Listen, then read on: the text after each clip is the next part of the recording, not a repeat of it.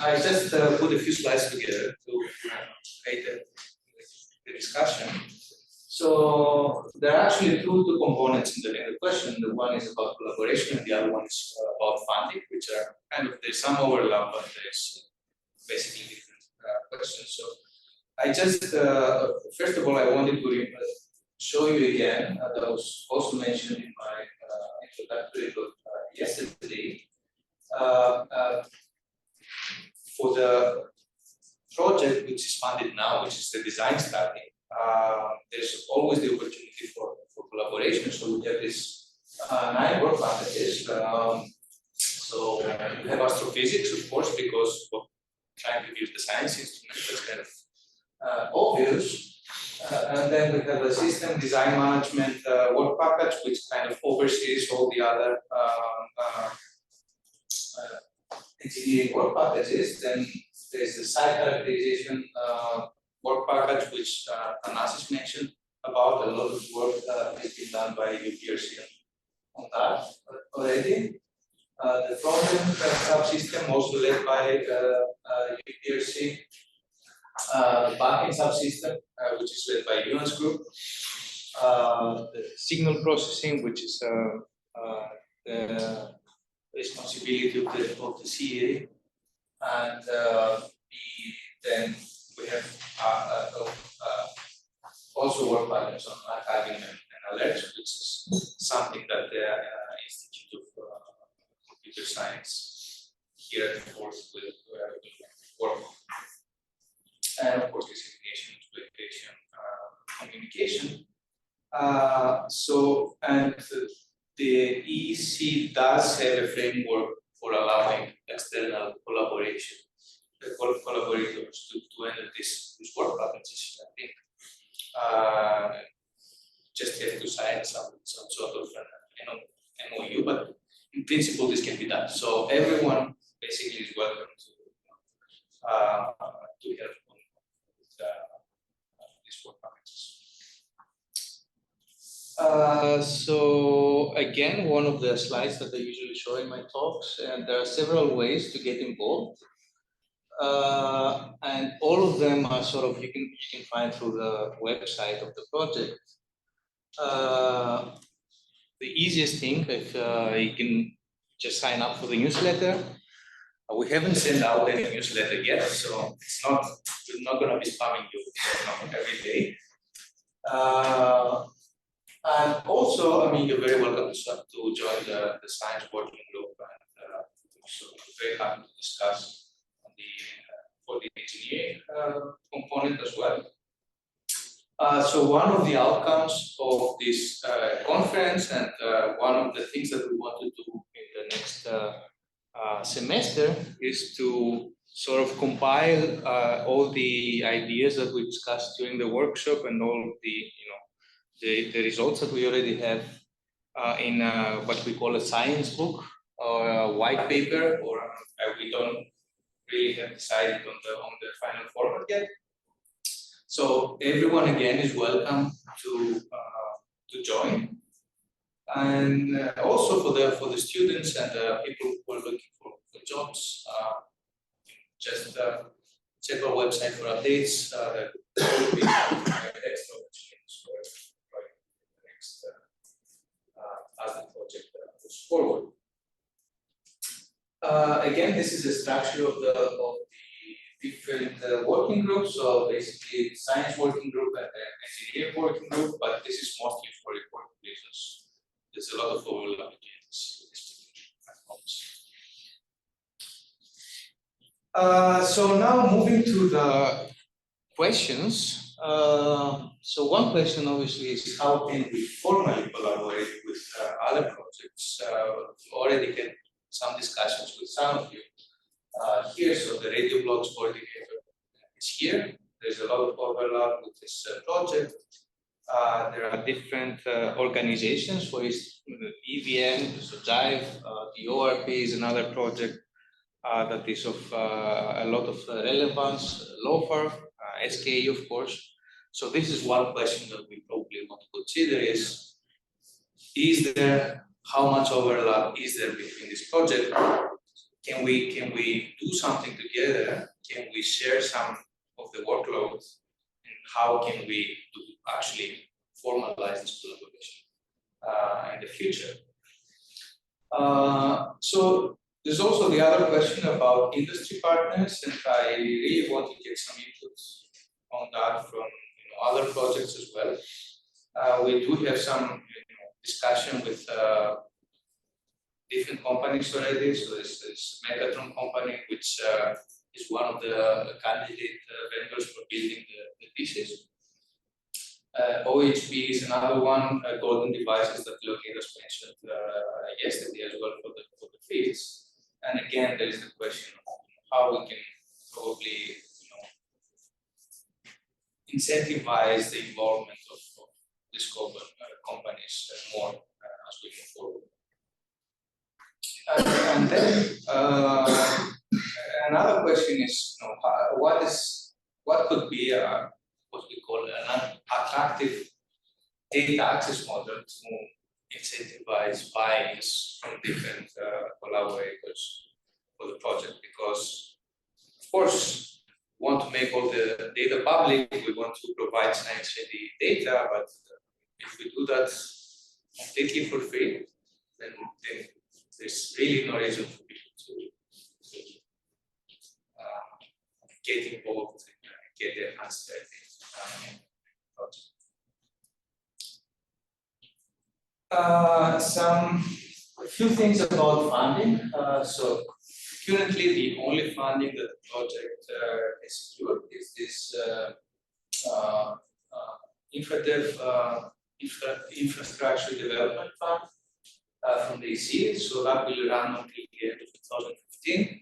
The final deliverable will be the design study for the instrument and the pathfinder. I have applied for a couple of other things, like there's some national funding to fund additional pathfinder equipment, including a major clock. That if that gets through, then this will probably allow us to do some PI experiments as well. Who knows? Some PI-driven proposals, the usual stuff, and there is also some fourth support. And we do expect some regional and national funding calls to open in the next year or so. There are some ideas about how we can collaborate with companies to actually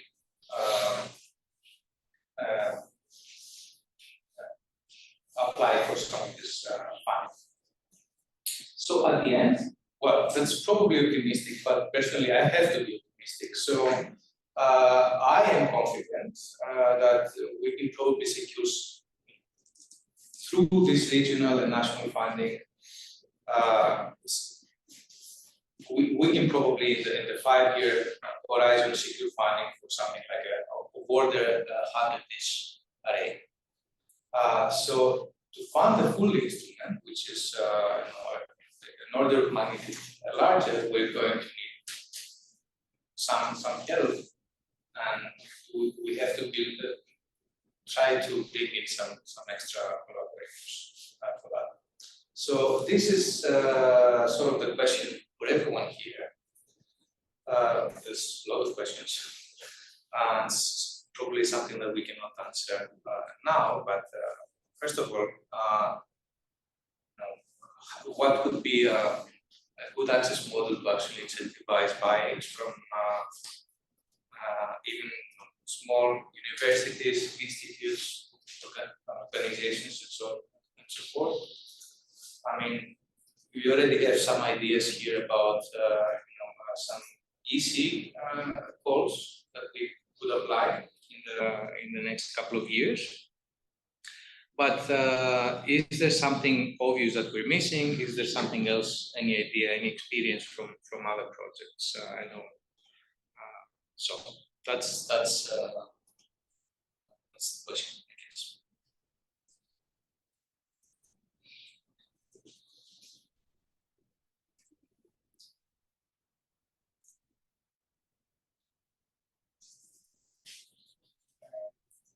Don't know if anyone online wants to say anything.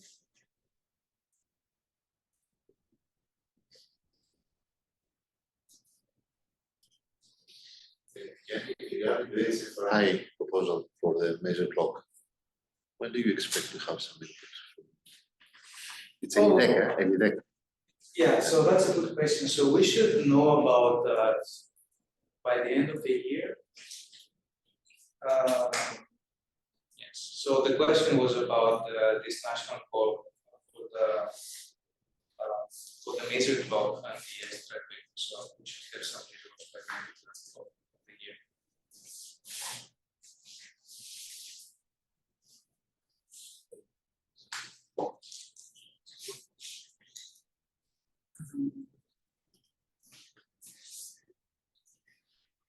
Right, so I guess, yeah, so you didn't write because you see that the funding for about 100 and expect to about 100. So how much do you expect for the cost would be for the final instruments and how much would be your idea by the cost from other partners? okay, so that's a very good question, and I should have included that in the slide. So the question is about the total cost of the instrument, and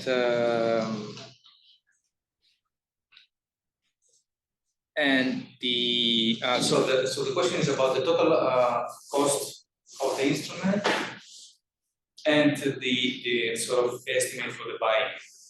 So right now, I think the total cost that we estimate, that we project for the full instrument is of order, construction cost is of order 50 million. Yeah, so 50.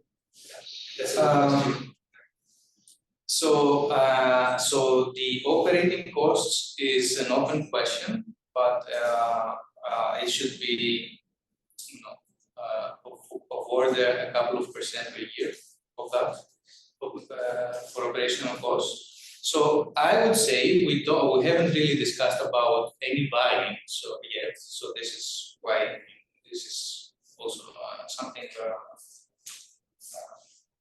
we want to discuss with you. But if you just, the simple calculation would be to just divide the total cost by the number of antennas.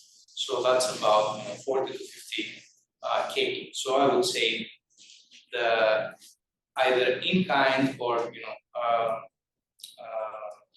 buy-in would be of that. So Ben, I think, and not sure if that answers your question as well. So there's a question by Ben who says that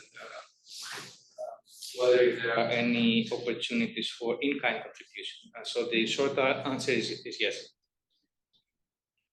Okay, thanks. Can you?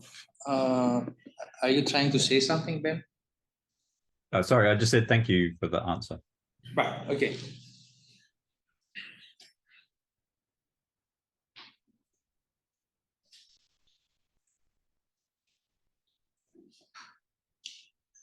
And then, yeah, for instance, another question that I have is that, is there any other additional capability that we haven't considered in the original proposal that would also make it more attractive for other science topics? Obviously, there's a question of covering more frequencies, okay, but another idea that we discussed with some people is having long baseline stations, a bit of like what Lofer does. So something,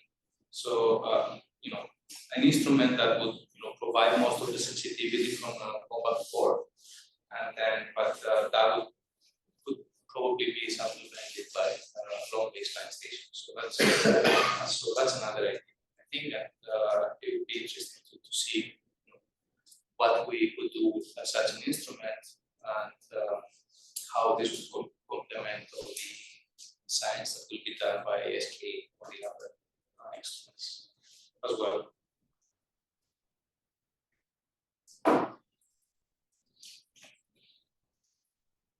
So I don't know if this is useful at all, but I could discuss maybe the way that in SKA we do it, just as a possibility, and then you can can discuss the merit of why we might want to do it similarly or differently regarding to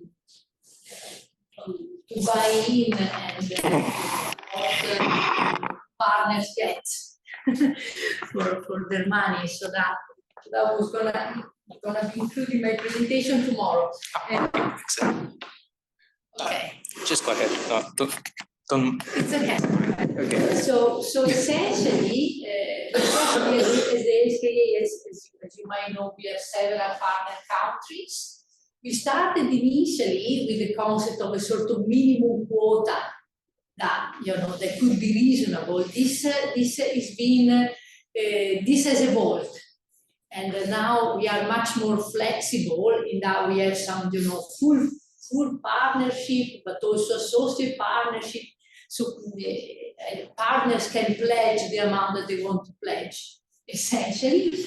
And what do they get? They get access to the telescope proportional to their committed quota. And in that, when we will receive proposals and we will evaluate the proposals, we are gonna account telescope time to scientists in institutes of different countries based on the proportion that we need to do. It's gonna be a bit complicated because most of our proposals are gonna be international, so we're gonna have to wait. But essentially, people are gonna buy access, yes? And then the second aspect that you say is the in-kind. So when a country enters with a certain quota, we try as much as possible to award the contracts to the country in proportion to the quota. So if it is possible for them to give us elements of the telescopes, we will go that way. Yes. So in this way, I don't know. So people could, countries could contract from their government some amount of money, but some of the money will stay in the country, right? So this is the model that we are sort of using. If you think that we are missing something important, also let us know. So how else can one do it better? I think people, it is very nice, this idea of the open sky, like the one that you are envisaging. We might get all the data immediately public. Unfortunately, for example, in our case, it was not compatible with having people, countries that commit money. They might want a little bit advantage. So of course, this there is a proprietary period after which ultimately our products will be public. Yes, but the countries that are committing money, they want they want to lead. Maybe they want to lead the project and stuff like that. So that might be just life. So yes, so this is our model. So yeah. So I have a question. Are there still opportunities for in-kind contributions to SKA by countries that are not yet participating? Yes, in that again, I'm very happy to say that ahead of my presentation tomorrow. But basically, our situation is this: we have a certain construction cost that I will show, and at the moment, with the countries that we have not funded the full construction, unfortunately. So we are and we have awarded contract to arrive to a certain number of antennas and stations, which is not our final target. It's what we now call A star, array assembly star, instead of the full SKA1. Yes. So this is because of commitment funds. So this is bad and good if you want, because we still need to find the funding to arrive to our target, the design baseline. But it also means that the contracts have not been awarded for those extra elements. So there are a certain number of antenna, receivers, and things like that. So while it is true that with the current partners, we have we have assigned who's going to do what, there is a huge opportunity to enter for the remaining ones that are not being contracted. Yes, so we welcome partners. We would also welcome Greece if they were to consider it, of course. And yeah, we haven't allocated all the contracts.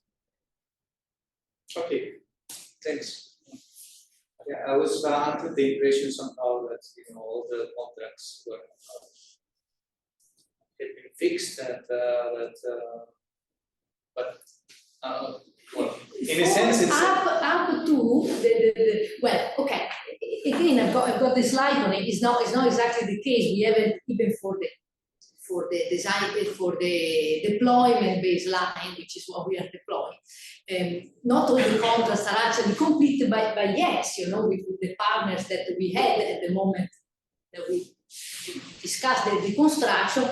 We allocated most, so for that there isn't this enormous room for maneuver, because if a country has been promised that they're gonna do this, of course you cannot reshuffle. But the thing is that we thought we might be able with the current countries to arrive at the total construction cost, and we haven't. So there you go.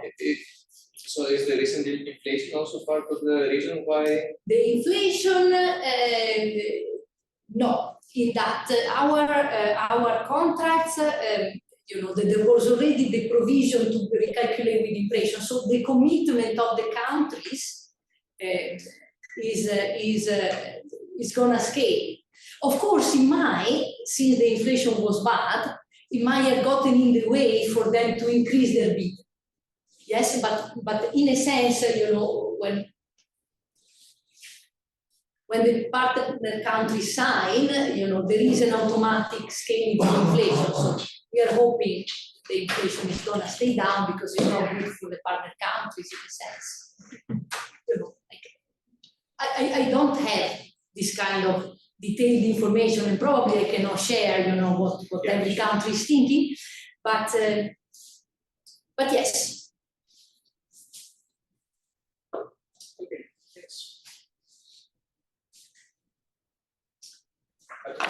Your idea is to on the side. Is that So that was sort of the original idea, but we're just wondering if that's a very nice thing to have, but on the other hand, it's who will do all the work. That's another question. the thing is that the kind of model careful when you ask a family to see, we're very happy with this sky, and if you say that okay, we get European money, but then our instrument is closed, then you can have some problems. Yeah, so it can also work against, yeah. They're pushing for this open sky data. But I'm looking at the incentive for private sector involvement. So one way is that you have an open sky telescope for a certain amount of time, and then you have some small amount of time dedicated to some private telescopes. But then you find some industry that some private utilities. Yep. Yeah, so this is definitely something that we want to think about more carefully. I mean, if there's any service that we sell or provide this things like operational costs, for sure. So I'm looking forward to your talk tomorrow.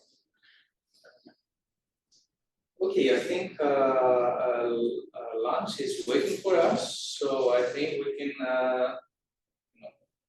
put a pause in the discussion, and we can continue the discussion during the break and afterwards as well.